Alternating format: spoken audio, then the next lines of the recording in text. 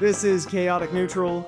I'm Taylor. And I am Caleb. Today, continuing spooky season, continuing vampires, continuing turn of the century, as Taylor put it. Turn of the century action movies. We're going all the way back to the good old, wholesome, innocent year of 1998. Late, ancient, far off year of 1998. It might as well be. But Blade, yes, I had never seen it. Have you? Did you watch it before? This is like my fifth time watching. Okay, We just got done watching the movie and we're recording. Yes, and this is going to be an interesting one. For sure. Thank you for joining us. Like and subscribe if you are new here. Go ahead. Where are we starting today, man? So we've been talking about how, like, when we're going in through these movies, how you started to notice a theme, and now we're like diving hard into it. Okay, we want to do different movies. We wanted to do older movies and some more modern releases, like Sinners. Yeah. And we want to talk about vampires and just how, like, at least in media, how they've been portrayed so differently. So, like, Blade does vampires in a very similar way to Underworld, where they have vampires.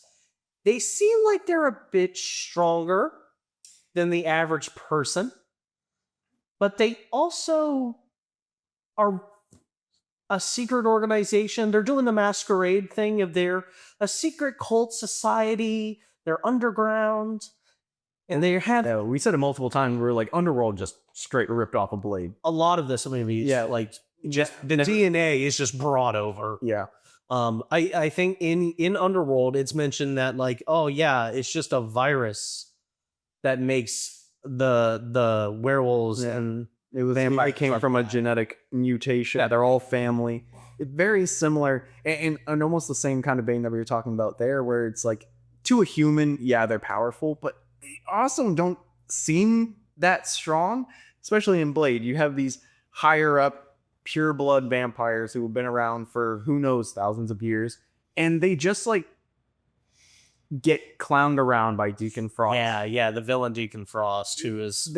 They just let him do whatever he wants. Yeah, he just walks all over them. It's just very odd to have an all-powerful being who isn't powerful at all. Well, and you know, we'll get to it in the end too, but like the entire crux of the movie is this prophecy about like a blood god coming back, and it's not Korn, which is disappointing. And when the blood god comes back and goes into Deacon Frost, he's like a little stronger. Still can't hold a candle to Blade. Yeah, no, still rocked.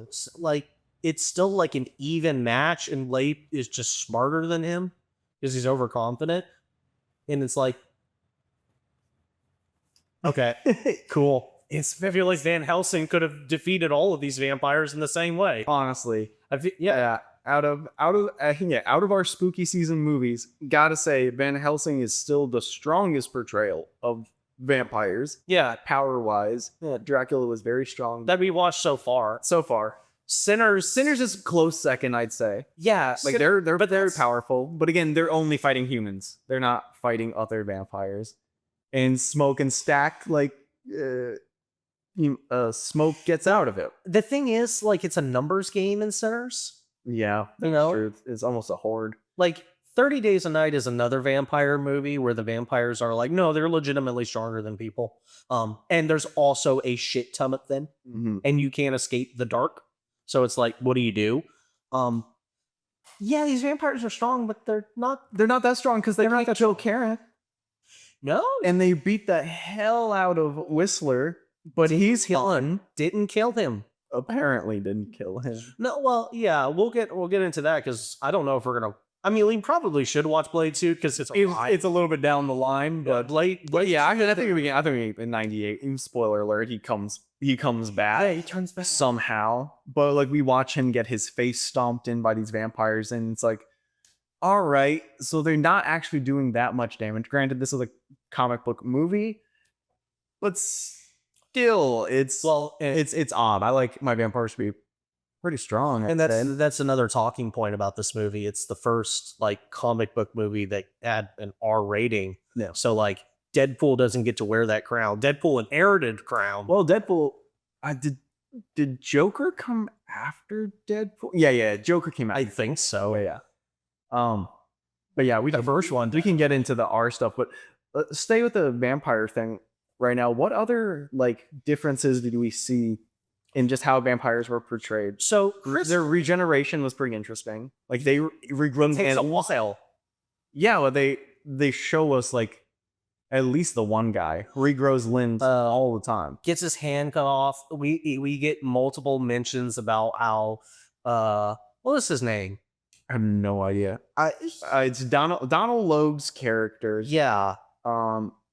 Which honestly I think his character's meant to be unlikable, but oh my goodness gracious, that is a grating character. It's wild because he's like the number 2 of the movie, and he's clearly the best friend from college that's getting dragged along. He does in Frost's success story. Yeah, he's just kind of there, this frat brother. He reminds me so much of like a shitty version of Foggy Nelson. Yeah, from the Daredevil kind of thing. Yeah, anti-Foggy. Anti-Foggy. Yeah, well, it's like, why can't Blade kill him? He has plenty of opportunities to. Like, well, he even it's alluded that he is like tried. They met before, has met multiple times, getting tired of chopping you up. I think he said, yeah, something like that. And he sets him on fire, which doesn't do it, but like takes him out of commission for a bit. Which so that's a thing. Killing vampires is relatively simple. They actually, if you're going by Bram Stoker, vampires have like a lot of weaknesses. Yeah. Like they have a lot of like stuff that the late 1800s Europeans would find, a peasant would find on the side of the road. Definitely scary. But like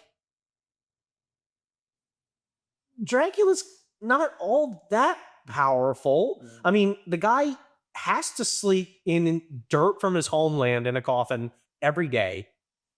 He's confined. Yeah, he's confined. All sorts of. He can't cross bodies of water because of that. He can't be out in water. Like that's a whole thing. You can't be a real or anyone. None whatsoever. Can't be in sunlight. Sometimes they play with that with being you can't be in direct sunlight. Well, in this movie they just let Frost wear sunblock. Yeah. I mean, like that's fine. It's fine. Do you think it's sunblock or do you think it's foundation? Because my man is like, we brought like Bella Swan white. Yeah, he is very pasty. But you even brought it up. You're like, okay, does his scalp? Do they do it on his scalp? Yeah, he would have to. Any visible skin would have to be covered. He's a young guy with a full head of hair, but like if you look straight down on me. Like, I know, I'm getting up there in age and I'm starting to thin. But, like, dude, if you look straight down, you'll burn that. You'll burn. Yeah. And it's like they have the pure blood start to smoke under his clothes before the sun's even come up. But, like, my man just puts the sunblock on. He's fine. He's going to the amusement park. I will say in that one scene, while they still have all the sunblock on and all the buddies all have that too. Like, could you imagine watching these vampires just like, I can. Yeah, that's a very vampire thing. Can you get my? I can't. I need you to get my back. Mid back. I can't. My shoulders. The UV rays that are going through my clothes will burn me. I need to be head to toe covered in SPF 1 billion. Yeah, that was when we were watching and you brought up the scalp thing. That's what I was thinking. I was like, he is head to toe covered in sunblock. Bro is creamy. You'd hate me a creamy vampire. It was like they threw out the cross technicality. Crosses don't do shit. Whistler, but highly allergic to garlic still. Garlic? I like that. A stay, which is, well, if I was a vampire, that would probably be the one thing that would make me contemplate just going and sitting outside for a sunrise. Yeah, it's like I like me some garlic bread. But you can even put garlic on like one of your people, like to eat them. Like I imagine that you can see a little zing, a little zest. It's just Salt Bay with the vampire. Don't set foot in an Olive Garden. They never talked about it, but now that I'm thinking, them not being able to use crosses, it kind of alludes that holy water is not a thing either. I would say so, yeah. I mean, like, They never used it for I imagine the water thing isn't a problem because we see them living in a flat with like a pool. So, I mean, I can't imagine water's like that big of a deal. They never showed anyone in it, but that's a good point. never show any. There's a lot of duckies in there that don't get explained. What is the plot hole with the duckies? Yeah. What do they mean?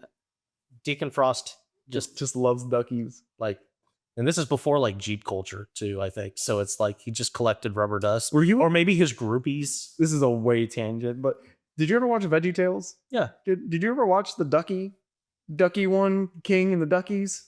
The rubber ducky. He had like 1 million rubber duckies, but he only liked one of them. I don't. That's vaguely. It was like a metaphor for that guy who had a bunch of concubines, but he wanted that one specific person's wife.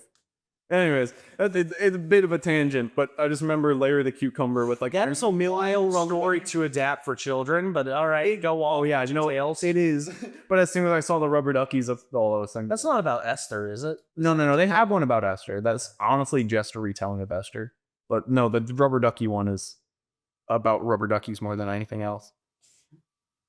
So vampires. Rubber ducky, you're the one. Anyway, So no holy water, no crosses. yeah. They basically just stay with garlic and silver, and that's how Blade does everything until the end. And when he is killing vampires with his hands, he's killing them with his bare hands, Yeah. making them explode. He was like having that scene where he's punching, he's cracking necks, and he's doing. Honestly, the action is pretty fun a lot of times. But then you're like, so are they dead? And like immediately, the next shot is them just bursting the flames around. So that's a really interesting point when you're bringing up, because I mean, it's one of our points, but like in the beginning of the movie, let's talk about the meat packing plant where Rocky is doing the vampire rave. Yeah, the vampire blood rave in the basement of a meat processing plant. Yeah. Yeah, that one guy who's like really, really down bad and is following this girl. Oh yeah. Where are we going? Dude, Where are we going? if anybody on like a first date brought me to a slaughterhouse and was like, trust me, I would be like, I do not. Good luck.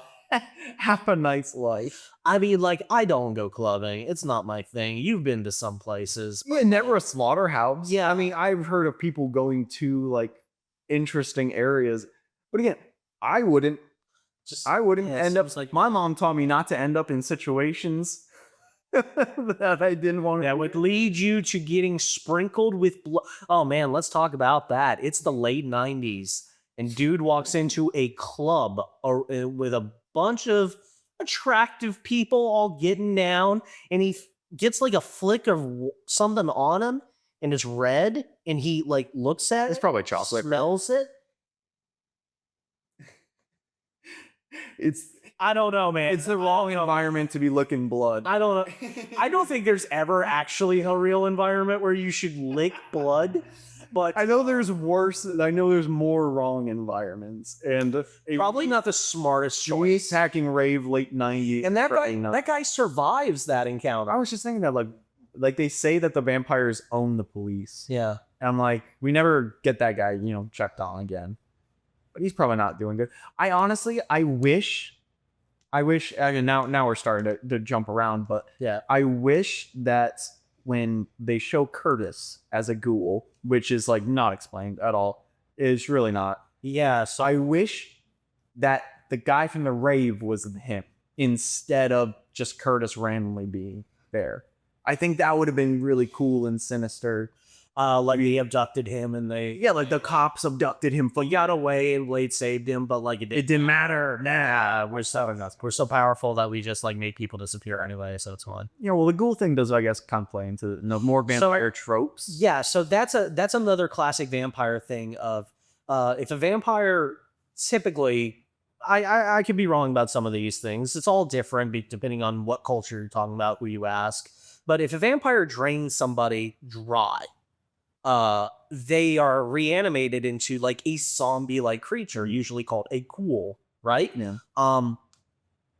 Which Curtis seemed to have all of his faculties. Yeah, Curtis seemed to He just was a be bad like a really shitty vampire. Yeah, he didn't even like try to eat Karen. He was like, "Hey, what if we got back together?" And she karate kicked at me. She karate kicked him. And like, he didn't even try to eat her.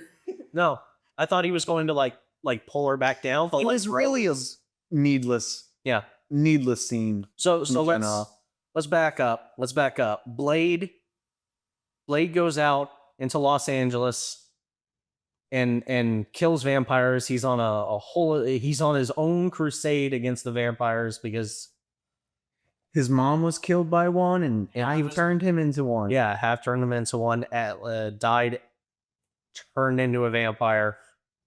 In the while giving birth to him. Yeah, which it corrupted his DNA, is what they said. Like he's a mutant. Yeah, for like in like Marvel terms, at least in this movie, because they did change some stuff in the comics. He's essentially a mutant. We talked about like the differences of the vampires. You have the purebloods, which seem like their own species. You have the turned ones who are infected, and then there's Blade, who is essentially a mutant. Yeah. There's another term for a lot of characters like that, where they're, you know, half human, half vampire, called Dampierre. I like a little flare.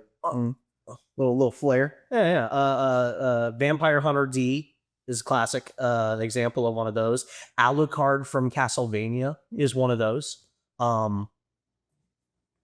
It's an interesting concept, the Daywalker, which is a cool idea. It's like having this mythical daytime boogeyman that is one of you attacking you. So let's talk about like Wesley Snipes is like what.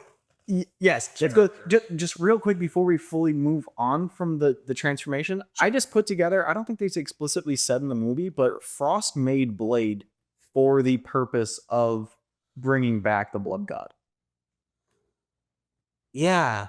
Like, that's what happened, right? Yeah. Like, he totally bit his mom while she was going into labor to try and make this chosen one for his prophecy. And if they didn't mean to do that, and that's actually just a plot hole, I'm gonna be a little upset, because Frost didn't seem to be like, I made you, I'm your creator. But that's kind of what happened there.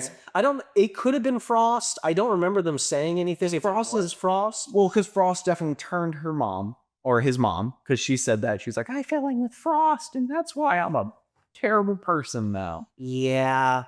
So I'm just doing the math, because again, he doesn't for real say. I'm inferring. Yeah, I'm fully based on what we're given. Yeah. It seems like the only problem with that is we're showing a bunch of stuff where Frost is trying to decode the ancient manuscripts of the vampires from the book of I mean, I'm inferring a convoluted plot that I don't know if they meant to do that. Yeah.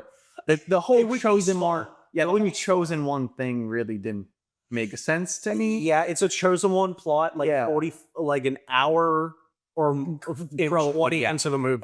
Yeah, in the back half. Yeah, no. And in hindsight, if it's not Frost's master plan, then I think they did the movie incorrectly. I like that idea that Frost did it. I like that idea, even if it's never said. It's totally something where you could like read into the movie and come away with that conclusion. I think it makes me feel better about the movie. It was him. We got confirmation it was. I feel like Frost. Yeah, well, and just like the ghoul thing, they don't explain that. Well, the ghoul thing is so weird because the ghoul thing is explained off screen in dialogue that you kind of hear as they're walking down the stairs. Yes, I fully missed it. I was joking. I was joking about something else and fully missed it. They're talking about how. I'm sorry, but their phrasing is he sucked off a surfing. Oh, they never said sucked off. He said sucked him dry. Okay. Okay. It was you did say he had a nice ass. Yeah. Which that there's a bag. There's a lot of like I want to say undertones, but there's a lot of like. Well, which vampires are always sexual, right? Yes, they are. That's an inherent part of it. I never understood that theme. Well, again, we also touched on it with like the neck biting. It's intimate, but also the idea of like being attracted to something that's dangerous. Oh yeah, you did say that the whole seduction. There's a seduction theme into predator prey, master servant, dom sub. Yeah, that's fair. There's some masochist themes. Yes, totally. And Blade plays into all those. Throws out the cross, but keeps the Keeps the BDSM and the leather. Well, yeah, a lot of the leather and Useless straps and buckles. Final Fantasy buckles for stuff. I'm sure it has something to do with it. But yeah, no, I do find it kind of interesting because like you could read a lot of subtext into like maybe this movie is trying to say something about the AIDS epidemic. Maybe. I feel like that's an inference. It's totally an inference, but There's a lot of stuff you can infer that I think fleshes this movie out. I'm just not sure if they meant to do it. Yes, and that's kind of the problem. It's like how much of this movie was intentional. You had said something where there's a lot of comedy in this movie, where it's obviously comedy. It's not like Van Helsing, where they're camp the entire time. Really, they're trying to do serious moments, and it just it doesn't work as well as the comedy that's constantly going on. This movie has Wesley Snipes being stone-faced, and then, well, he has a sense of humor. We were waiting the whole movie for him to like do those emotes again, because in the first time I played him, he's smiling. He literally is like, yes, and then he just never does that again. So I'm really not sure what that was about. We came up with the idea, and I love it watching this movie where we're talking about it while watching it, going like Wesley Snipes knows that Blade is a cool guy, so he does everything really cool. That's the only motivation that Blade has is cool. So all of his actions, all his like not looking at you while talking to you, and not emoting but kind of emoting. Yeah, pulling the cloth off of Whistler without even looking at him. I kind of like. No, I like it. I like it. So yeah, you wanted to transition into Wesley Snipes' Blade. That's a perfect place to go. Yeah, perfect casting. I mean, I would love to see what Mahershala Ali can do, but if Wesley Snipes is the only Blade we ever get, pretty high bar. Yeah, like he is cool. He is cool. It gets cringy at times because there's like, bro, you didn't need to do all that. You didn't need when in the end scene when his glasses get blasted off the guy and they're floating through the air and he grabs him. I'm like, I wish they would have just landed on his head. It was like we just straight up like a Bollywood movie. Yeah. I think there's some Bollywood level stuff that's missing from this movie that would have made it better. Oh, let's go. But, well, we can still talk. We can still talk. Yeah, let's go watch the flip. But I do Snipes. Wesley, man, it's kind of a Batman thing too. And what I mean by that is like it feels like Wesley is putting on a voice for most of the movie, where the one genuine scene with him is where he's in the hospital and he saves Karen, the hematologist. And the cops yell, "Freeze." And he turns around to look at them and they shoot him a bunch of times. And he goes, "Motherfucker, are you out of your damn mind?" And it's just Wesley Snipes. Yeah. And I love it. Yeah. It's the best line in the movie besides the other one. Some motherfucker's always trying to ice skate uphill. What does that mean? Because his name is Frost. Yeah, I know, I get it. That was a real, hey, everybody chill. Everybody chill. On killing the dinosaurs. It's like ice age. It's such a product of a superhero comic book movie at the time. Yeah, I'm like, this movie's rated R. We're gonna talk more in depth about it being like really the first go at a rated R comic book movie. But it just say fuck all. I don't know why old comic book movies and even comic book movies now, but I don't know why you just have to be so cringe for no reason. Like you don't have because to do that. Cringe wasn't a thing back then. Okay, what would you want? Camp, cringe. Yes. Playing to silliness. Well, camp feels like a different feeling, but I get what you're saying. The exploding vampire. Oh, I got ice skate uphill. What are you doing? For the director or the writer to like wrench the motivation in a scene back and forth between action-packed serious to comedic ? It feels like Big Bang laugh track type stuff. Like someone's holding up an applause and laugh to something. And just odd moments. And it's not just this movie. I don't even think this movie does too much of it. It is a product of the time where it's just a lot of things come across unintentionally funny. Yes, I did say that. Where like Van Helsing, I think they were trying to be funny a lot of the time. And but Blade is just like unintentionally funny because it's just kind of it suffers from that action movie coolness where it's just unnecessary. Like in the fight scene near the end where they kick 8 times, because we counted it, spin kick 8 times without anybody hitting anything. Yeah. It was like, you didn't need to do that. It's a fighting game where both of them decide to do the same combo style at each other, and then the read gets wrong, and then you get comboed. It's crazy. It felt a lot like the Book of Boba Fett spinning shot for no reason. Yeah. There's just some things where like you didn't need to do that. You didn't need to do that. And yeah, right before he does a spin, and it's just like, who was that for? What was that for? Why? That was for you. That was you wanted to do that. know. You got you. There's a lot of things in this movie that don't make a whole lot of sense. His gun is a Mac 10, like it's a machine pistol, and it's just got a fucking like brick bolted onto the front of it for some reason. Yeah. I don't know what they gun. It's like maybe it's like a counterweight, but he's a vampire with super strength. Shouldn't he be able to just deal with the recoil? No. You're forgetting. It's cool. It is cool. Any gun. Okay, hold on. Any gun in a movie that looks like anything similar to like a RoboCop gun. Yeah. Anything like that, automatically cool. The fact that it has burst fire and full auto and it's a pistol looking thing, super cool. Refresh my memory. Does he have that in the last fight? He doesn't, right? Like, no, because he gave it to Whistler. Right. He does not go back and get it. I don't think. Okay, because no, he does. Because he totally has the gun, right? Yeah. Well, Yeah. So when Whistler shot himself, I'm like, he has to go back and get that gun, and he obviously does. Yeah. They don't show it, and then Whistler's a vampire, apparently, and so yeah, and Whistler was like, there's so many like actual Chris holes in this movie. Christopherson was too like important to like not have that character come back. Yeah, you want to talk about Victor being like, we fucked up.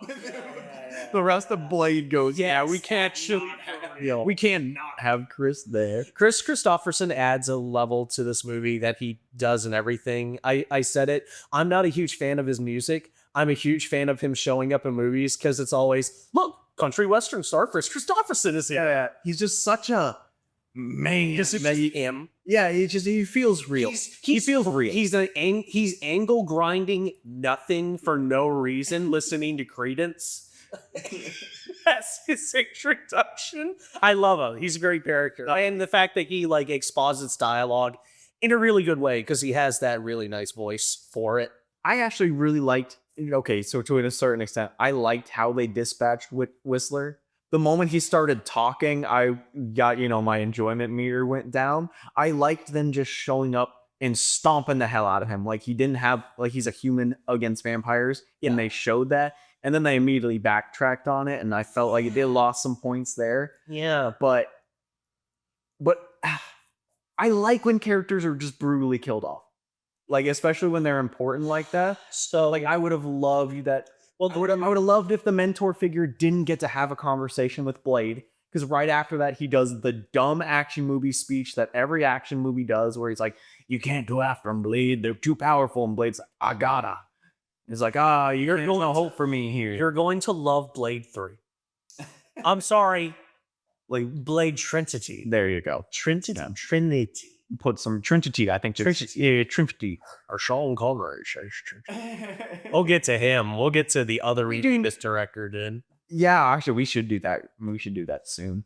If anybody knows. Oh, I feel like Chris is just such a down-to-earth guy that it was interesting to see in such an over-the-top movie.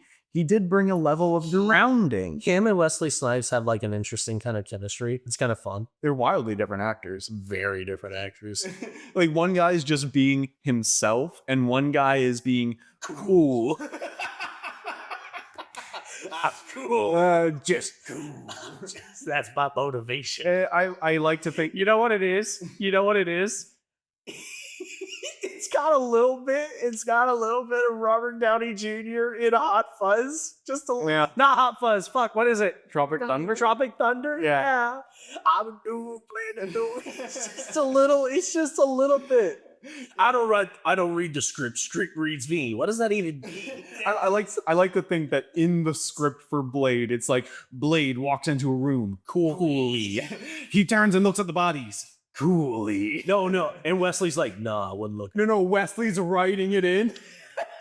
I made some edits. I love it. I love it so much. No, Wesley Snipes. We're laughing at him, but Wesley Snipes it does carry the character. Yeah. It's like I said, such a high bar for anyone else to play. To the fact that you haven't seen it, we should watch it. I think it's really fun. He does come back in Deadpool and Wolverine as Blade, and again, like, kind of owns the screen when he's on it. Like, we'll have to get into it. He's great. He is great. I think the only thing that doesn't really work is the back sword. No, yeah, baffling logistics. Not in concept, but in actualization of him getting into that like charger or whatever that car is. Doing anything with that. Okay, yeah. So we mentioned it. Having a backstory at all, there's just logistical problems with how you use it. Caleb, this is it's ongoing. Just long. People hate backswords. People either love it or hate it, and they will have a war about whether or not it is cool, functional. It's never functional. Well, I've seen people. I know you've seen the videos too, where people will make scabbards to make it functional. But like, just the engineering that goes into it's like impractical. No, it isn't. I don't know what camp I'm in. I'm on the fence with it. Okay, Blade specifically. You even doesn't work. It is perfectly vertical, and we were like, he has to get it out, so he has to. Yeah, so he's the pull it. It's like a 3.5 foot long blade or some shit, not counting the handle. So the thing is in between Wesley's cheeks. Yeah, and he has to reach back and pull it out. The ergonomics of your arm, you gotta do this shit. I know. I made a Witcher cosplay, and like that. At least the Witcher sword is at an angle, so you can kind of do this. You have to manipulate the scabbard. Yes. To pull the sword out. That's what I'm saying. It's impractical no matter how you cut it. But you're 100% right. Blades is mystical. His sword is a superpower by itself. Blade's weapon that has a defense mechanism so nobody can wield it. Pretty funny. But we're watching it, and I'm like, he has his trench coat on, and his sword has a hole in the trench coat where it can poke out and say hello. It's not like damaged; it's like made for him to be able. Manufactured. He had Whistler on a sewing machine make him a leather trench coat with a hole for it to fit his back scabbard. Yeah, that's what I'm watching in every scene, and I'm like, what is that sword doing? And then I didn't even think about it until you said it. I'm like, you're like, he's sitting in a car. He's a 4-foot sword, and he's sitting in a car, totally fine. But you can see the sword still. No way. It's so funny. No, like, there's so many things in this movie that made me laugh out loud. Just absolutely laugh out loud. The sword is one. The pure blood blowing up. Oh, another weird DNA thing that's shared between these kinds of movies is a Blade has the little hand, double-sided blade, little curvy, throwy spikes. He doesn't really use it on that much. It's the Van Helsing like pump buzzsaw hand things that he uses. It's the Predator 2 version of that. It's the Goblin. The Goblins, Batarangs. Like, what is with dark vigilante characters, dark hunter type characters? They usually need something exotic blade throwing. You need something that you can throw that spins. You need it. You can't get around it. More often, it would just hurt you. 100%, it would hurt you. It would hurt you. Like, I don't know. What's one of our other topics? Oh man, well we could kind of do rated R. Let's do rated R because kind of we can talk about the deaths of the vampires too. I really felt there's things that this movie does well. I like a lot of for 1998 and a superhero movie in a time where the genre is still like baby. Nobody's gonna respect it. And this movie gained some respect for it. And I think this movie walked so Deadpool could run. I feel like Deadpool really, really, really gets inspired a lot by this. And when they bring the character back, I think that was a cool homage because watching it, I'm just like Deadpool is perfecting what they're doing in this movie. Oh, can we just say one thing? Can we? Can we? Why does he have such a cool fucking car? I feel like if you're that cool, you have to have a cool car. Right. You can't do anything not. He even has a motorcycle later. That's also. He's got a cool haircut. He's got cool glasses. Is that haircut cool? Yeah, It is cool. yeah, it's cool. Yeah, and he's either got the cut or the tattoos. Yeah. No. Yeah, no, it's Cool. Name one thing that isn't cool about Blade the character in this movie.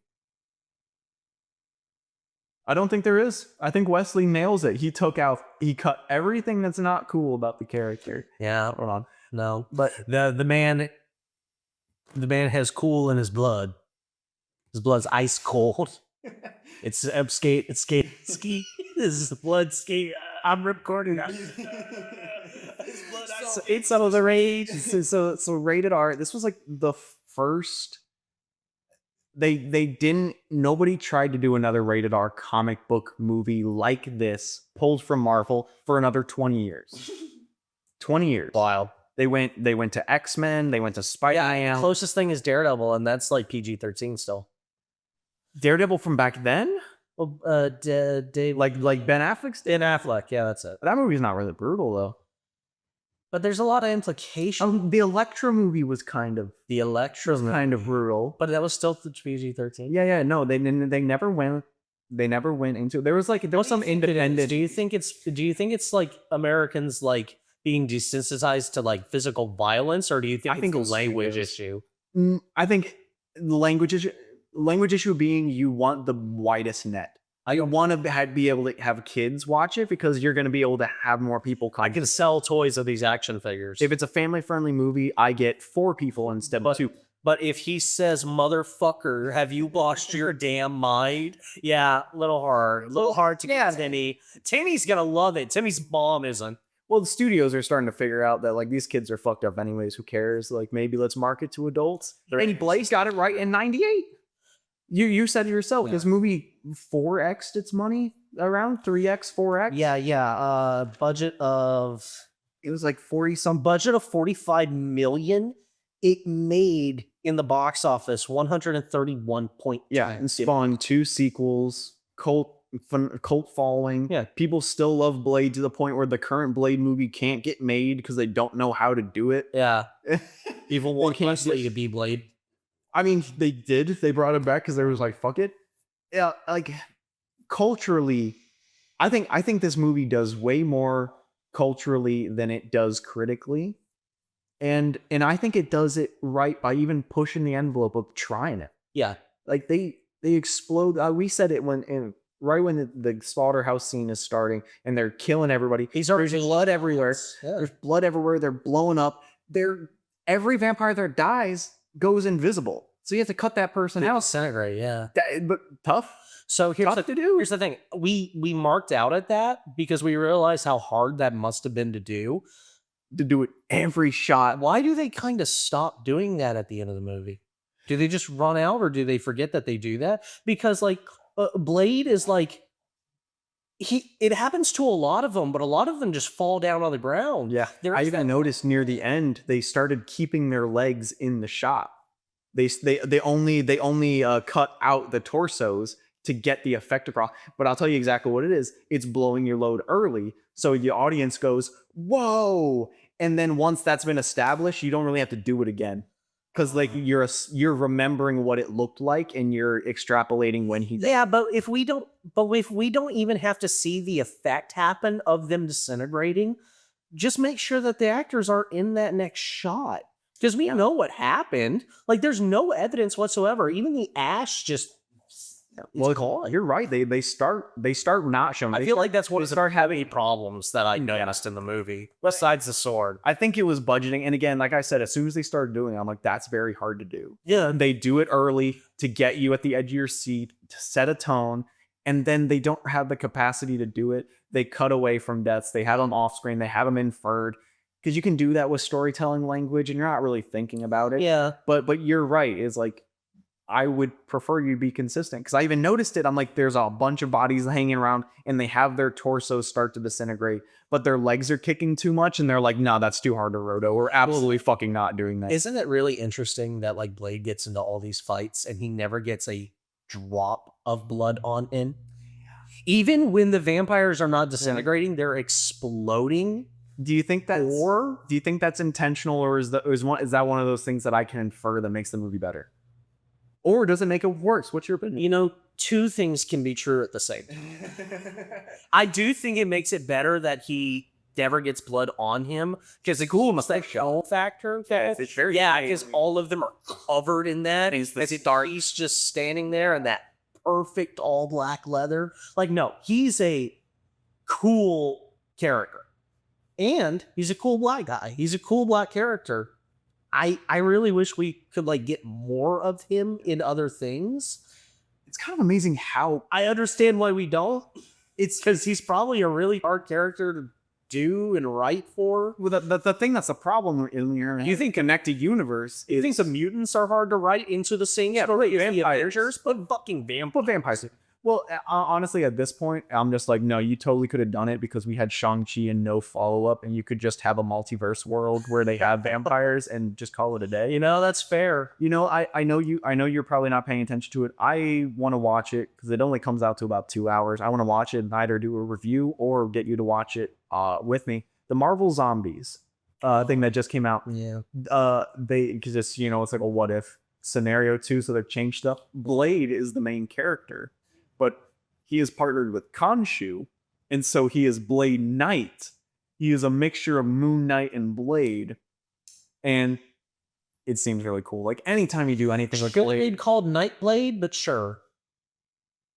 Yeah, Nightblade's better. Nightblade is better. I like that. Hire me.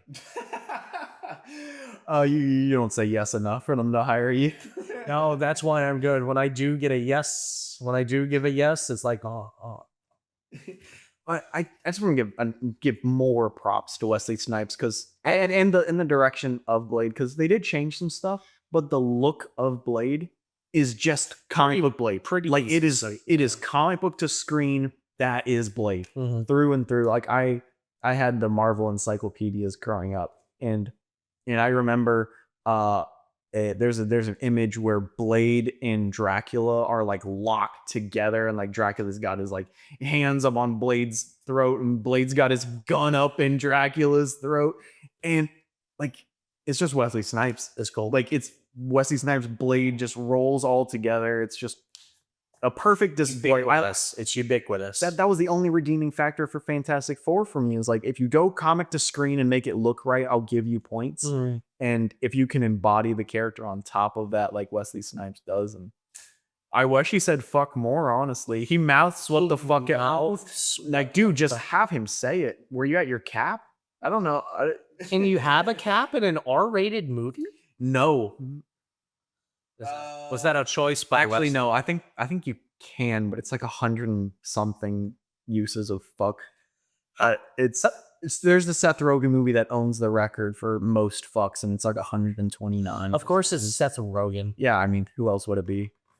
Seth Rogen as Blade. Give me.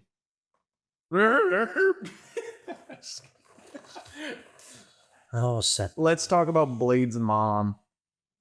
Oh, what the fuck? Why? We talked about how this movie made choices. You didn't need to do that. Why? For any kids at home who haven't seen Blade and are using us to experience the movie, Blade's mom in the first scene is shown to die, and we're told the entire movie that she is dead. Yeah. And then at the last act, the last 20-30 minutes, we find out that not only she's alive, Frost turned her. She's working with Frost. She's behind a lot of stuff. Intimate with Frost. Literally, we find her in his bed. And then she meets Blade, who is her biological son.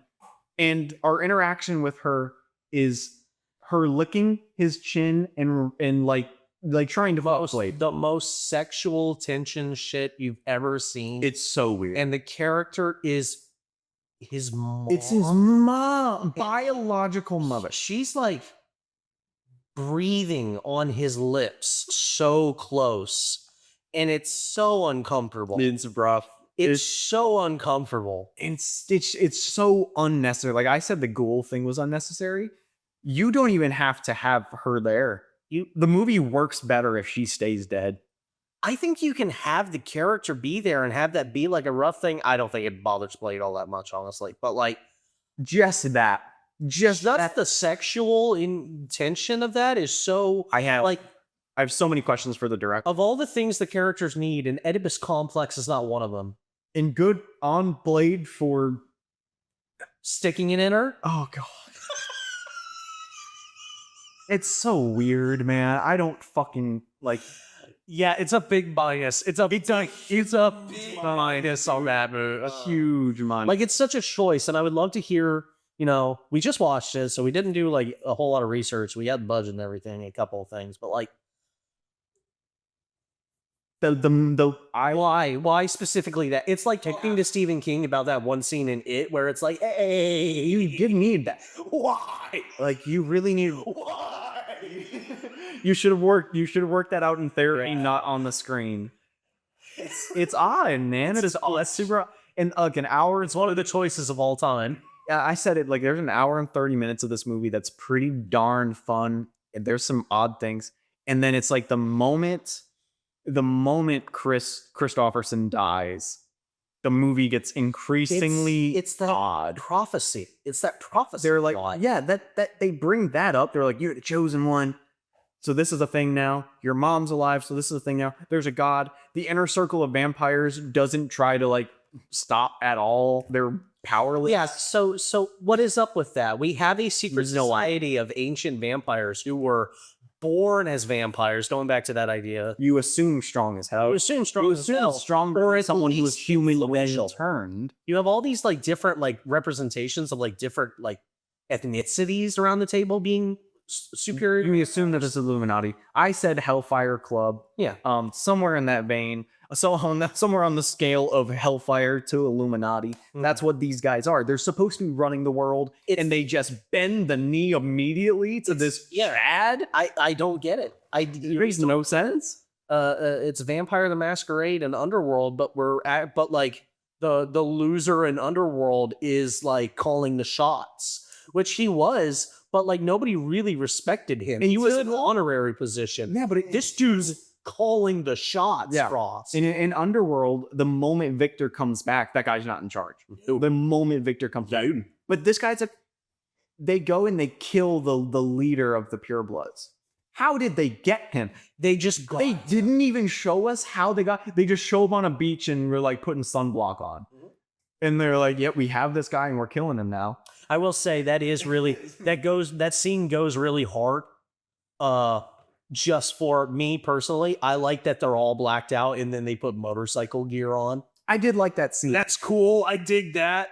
I like the. They made some odd choices with the visuals. Okay, when he starts contouring and tearing apart, that's cool. Great. Sure. The moment the fire happens, the fire effect is so strange. You shouldn't have done that. It doesn't look that good. Again, it's 98, so you can give it a little. They should have taken the play out of Van Helsing's book and lit that guy on fire. Yeah, that guy should have been on fire. Real should have actually just set an actor on fire. Yep. Set people on fire. It's the best thing you can do for your movie. Oh, in your movie. Yes. Oh, in your act in your movie. What other times I honestly, like we said it before. It's like this movie was fun to watch. Yeah, I don't have a ton to say on it. I don't have a ton to say on it. I have a lot of like we've gotten into the weeds on nitpicking before. We've manufactured plot holes before. This movie actually has real plot holes and real things that need to be nitpicked. And like them getting the Pureblood out to the beach. It's just like, how did you get here? Where did you get here? When in the slaughterhouse scene, when he's fighting Donna Logue's character and he turns around and the guy who was on the other side of the raid, is just there. The guy who is a human, the only human in the room, he is at Blade's feet as he enters from that entrance and exit, the only place to get in and out.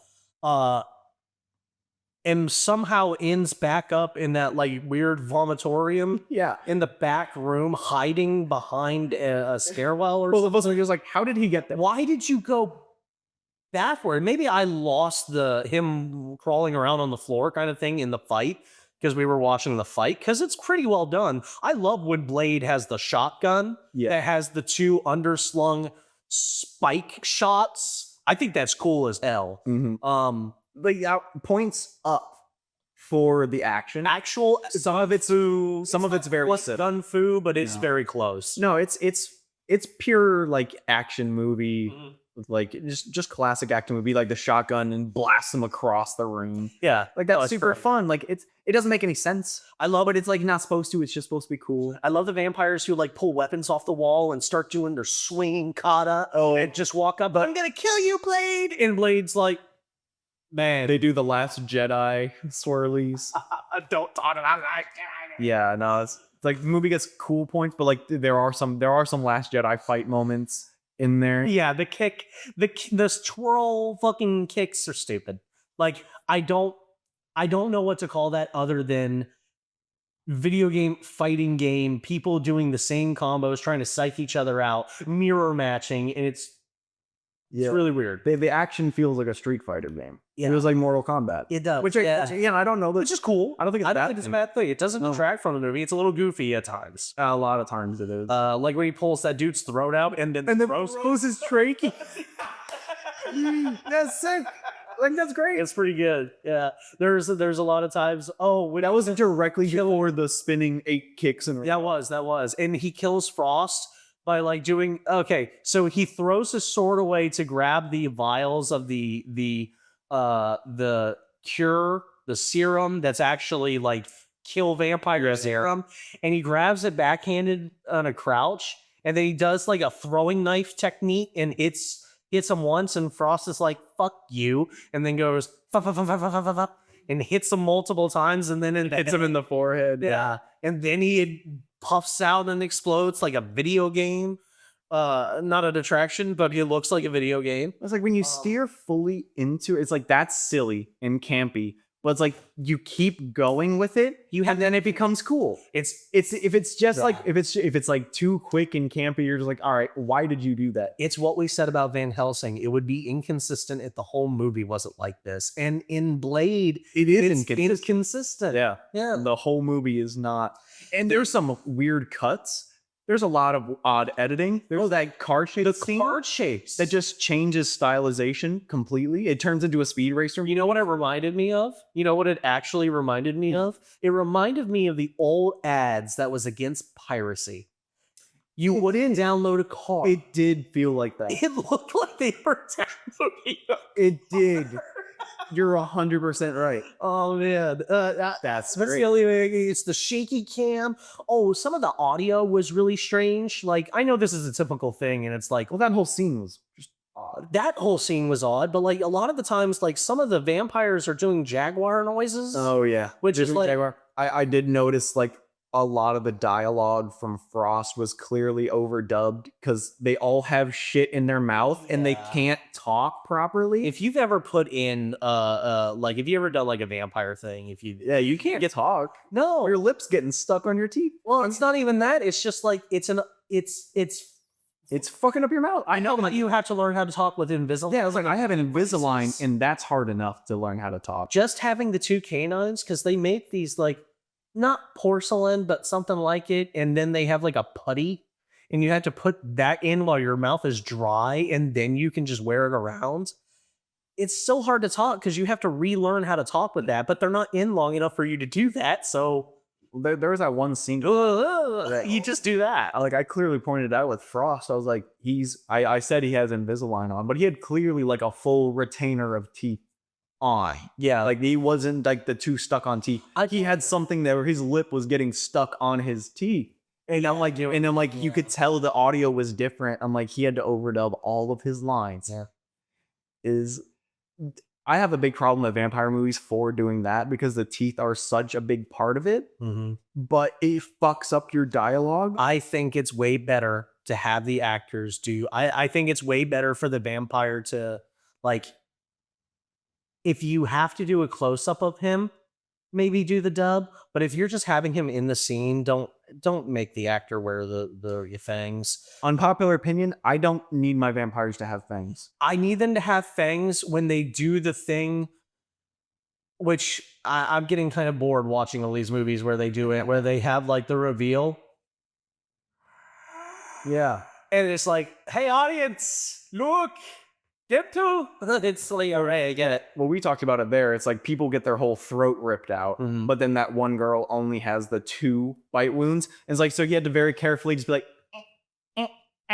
and like, have you ever bitten anything? Like your whole mouth is. Yeah, you leave an impression. Yeah. So that's why I'm like, I don't need my vampires to have any sharper teeth than they already do. Because plot twist, you as a human can rip someone's neck out. Like bite force, it's not sharpness. That's what teeth are for. You don't need extra long teeth. Yeah, That's my personal. humans are omnivores. That's why we have the canines. Yeah, the more vampire movies we watch, I'm like, I don't need them to have big long teeth. I already have canines. I like the exaggeration sometimes, like for our work. Like I love watching Helsing and seeing Alucard just do that shit-eating grin and knowing that that is a predator and he loves that he's a predator. Yeah, And most predators do. yeah, yeah, no, it's can we kind of divert again to talk about Blade as a character and how he's a bull in a china shop? Yes, He walks into every scene and every set is designed for Blade to destroy. like furniture is his actual arch nemesis. He goes into what's her name? Karen. He goes to Karen's apartment to save her from a wannabe vampire cop. And he like starts beating his ass, but beats his ass with her furniture. Intentionally destroys her apartment for no reason. To the point where she's like, are really this is that necessary? You're just destroying it. And every scene that he's in, he's like, oh no, Blade's in the Hall of Mirrors. Oh no, Blade's in the super fragile china shop. This glass you got all right here, I got bad news for you. It's not staying up. All this hundreds of year old, maybe thousands year old papyrus or parchment or fucking human skin you've written on. I don't care what it is. Yeah, probably skin. They said it was written in blood. That shit is like compressed in a glass case. You destroy all of it. They destroyed all of it. Oh, So he's all of it is incendiary device, and they're like, it's gone. off a ball. It's gone. Yeah, they glance over a lot of stuff. Or like, here's world building lore, and it's destroyed. And here's the world building lore, and it's destroyed. Here's just an environment. Oh no, Blade. Yeah, this feels like another one of some movies where I don't think they planned for it to have a sequel. They destroyed most of the shit. So yeah, they win and they fuck up everything, and then they climb out of that, and Blade's like, the war's still on. They're still are vampires. And then not a post-credit scene, because we're not quite there yet with comic book movies. It was so needless. The epidemic hadn't happened yet. Yeah. Yes. Yeah. So he just goes to Moscow for 30 seconds to let us know that the war hasn't ended and he is still doing stuff. So he went to like we don't need that. Guess what? Spoiler. I don't think Blade 2 takes place in Moscow. No. I think it doesn't even matter. Even if it doesn't matter. Even if it did, you do not need that at the end of your movie because it didn't add anything. He could have been literally anywhere. The fact that it was Russia is just like, all right, sure. This war got a whole lot colder. Like if he was in London, that might have like worked a little better, maybe. You didn't even laugh at my joke. Well, some motherfuckers always trying to ice skate uphill. The Russians are always trying to ice skate uphill. Did we clear our topics? Yeah, we talked about everything we wanted to talk about. I guess it's kind of unfortunate because like we took a break literally halfway through the movie and we just talk about other stuff. I needed that break. We needed a break because like it's not like we weren't having a good time, because we were cracking up at some stuff or having a good time watching it. But I think it is time to rate it. Yeah, but yeah. So where do you put? I would like you to go first. You want me to go first? Yeah. So man, this is gonna get more and more fun the more movies that we rate. I can't wait for the re-rankings. Oh God, yeah. When we move everything, we should make a big board. Oh, we will. With Velcro, and we just like put it and then have to fret over it and then move it again. Oh, that'll be fun. I'll make it a whole production. Look, end of the year. We're gonna do an end of the year. Oh yeah, Yeah. okay, that's a good idea. Yeah, we did. Okay. Blade. Where am I gonna rank you? I'm gonna put it at a 6. Wow. I'm gonna put it at like a 6, maybe a 7. I'll say a 6.5 right now. If we have to put it anywhere, I'm gonna put it at like a 6. It's enjoyable. It's not the best movie, but it's because it's this is why I had you go first. Yeah. No, yeah.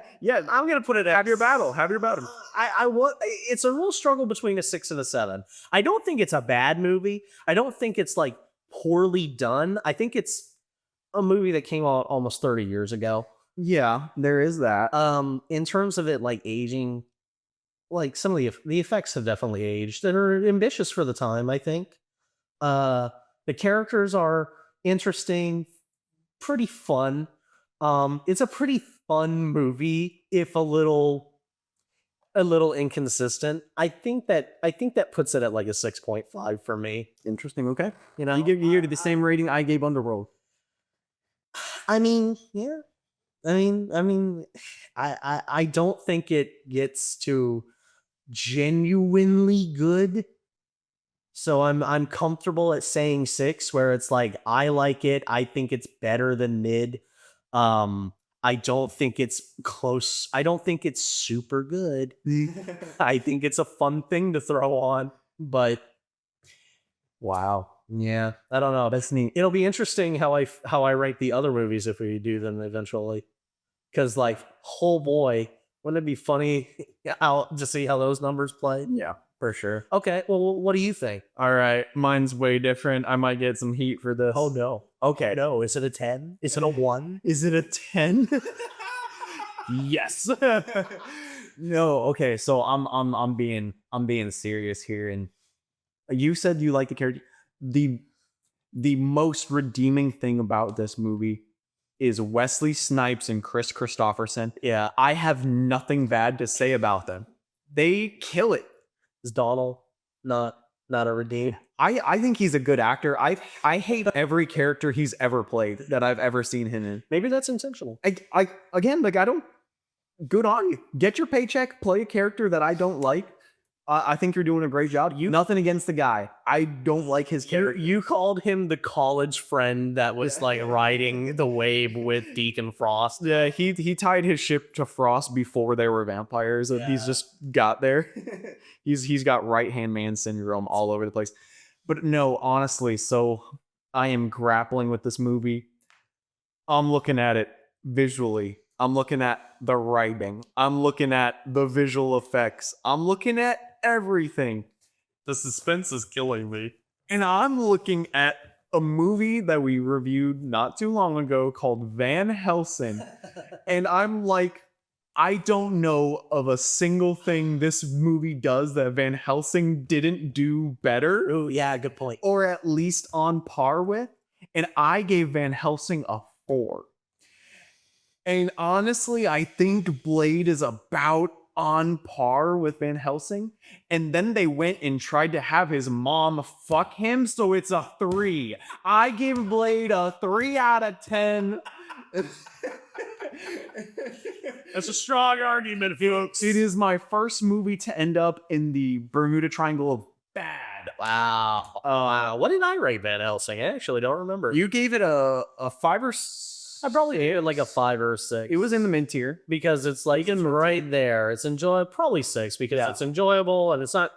It's very strange. And it's almost the reverse of what I said for Van Helsing, because I said Van Helsing is a bad movie. It is a 3 out of 10. But the visuals, I enjoyed it so much. The visuals are so good. They try so hard, and it's consistently inconsistent. And Blade is the opposite. It's so inconsistent. They have a great actor playing a great character, and they adapt him well, and then just do the weirdest fucking shit and try to do bad. And it ends up being a cultural hit, and that's cool. But critically, I'm looking at it and it's a 3. That's where I put it. I would love to see the other ones. I didn't have a bad time watching this movie. But again, I'd be 2 and 1 has to be like really bad then, right? Because you still had a good time, but like you thought it was a pretty bad movie then.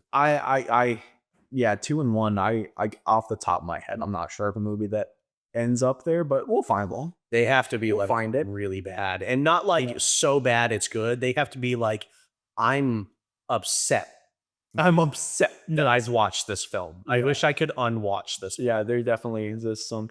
There has to be like the there has to be like the I've lost something by viewing. not more than time. Yes. There has to be like a shadow realm, the Millennium Puzzle shadow realm that is a 0. I mean maybe they exist. We can try to find it, but so next I want to try and find say we'll find it inevitably. But many movies out there. Next week we'll have it's the other one that you mentioned. Well, I forget what it's called. Dead by there is some no, not Dead by Daylight. What is it called? We've talked about From Dusk Till Dawn. That's the one. Let's check that one out. I think that's the next one. We're definitely checking out Nosferatu though. Nosferatu, yeah, that'll come out right before Halloween. So but if it's not Dusk Till Dawn next week, it will be another vampire movie. it will be another kind of vampire movie. Dusk Till Dawn is like one of those where it's just like, it really depends on the audience and the vibe. Because man, that's a movie. So I know what might be fun. Just switch up the vibe completely and do the What We Do in the Shadows movie. That'd be fun. That'd be good. Maybe. We'll see. We'll see what we do. But if you're still around, thank you for joining us. As always. Before we go, do we have a question? An ending question. We've always done an ending question. I think we should keep that going. If, with the current state of the MCU, how would you introduce Blade? And what superhero would you have him team up with? So here's the question. Blade originally came from a Spider-Man comic, right? So does that make him under that Sony protection kind of thing? So does he show up in Morbius? Morbius 2! Return of Blade! Do Blade and Morbius fight or team up?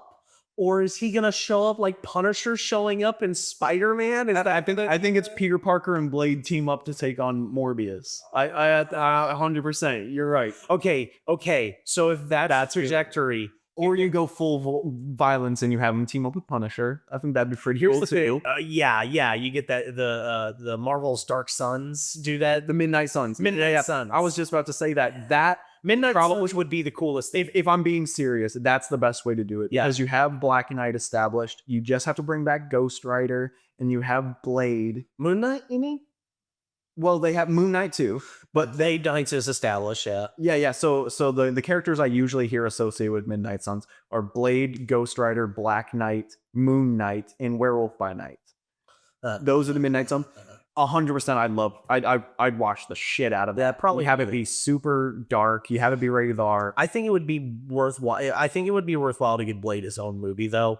I do. It would be really funny just because John Barenthal's Punisher is showing up next to Tom Holland's Spider-Man. Yeah. I would love it if somehow they had to fight Venom. Yeah. They're not going to, I don't think. No, I do. But I like the idea of the Punisher having to fucking shoot an M16 direct, because that works so well for it just doesn't work. It just doesn't. I heard Scorpion is going to be a villain. I don't think he'll be the villain, Matt Gargan, but I think he will be a villain. But we haven't seen him on screen. We saw Vulture. So we briefly saw Scorpion. He was he was in one of the Tom Hollands. It was like a throwaway thing. But it's like they're using that same guy. Lynn Shocker. They used him too in Homecoming. Yeah. Again, kind of throwaway. They've used a lot of. Anyways, this isn't a Spider-Man. This isn't a Flyman. We will give our smile. Like I was saying, if you're still here, thank you. We love you. Thank you for being part of this community. Subscribe if you haven't, like if you haven't, and comment where do you want to see Blade and how old will you actually be when we get Blade in the MCU? I'm guessing I will be 40. So I'll be dead. see you Tuesday.